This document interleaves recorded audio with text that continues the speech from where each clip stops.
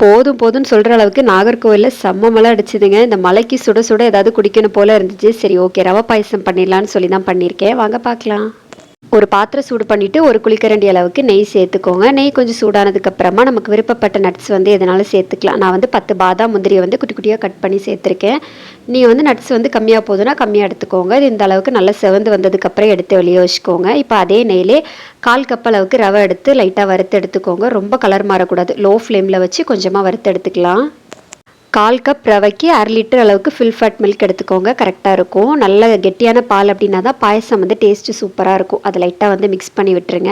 இப்போ இது கூட இனிப்புக்காக நம்ம சீனி சேர்க்க போகிறோம். நான் 8 ஸ்பூன் அளவுக்கு சீனி சேர்த்துருக்கேன். அதையும் லைட்டாக மிக்ஸ் பண்ணிவிட்டு கொஞ்சமாக ஏலக்காவும் சேர்த்துக்கோங்க. ஒரு ஏலக்காவை லைட்டாக இடித்து சேர்த்துருக்கேன். இதை லோ ஃப்ளேமில் வச்சுட்டு ஒரு 6-7 நிமிஷம் நல்லா கொதிச்சதுக்கப்புறமா நட்ஸ் தூவி இறக்கணும். அப்படின்னா சூப்பரான ரவா பாயசம் ரெடி. ட்ரை பண்ணி பாருங்கள். இன்னொரு வீடியோவில் பார்க்கலாம். பாய்.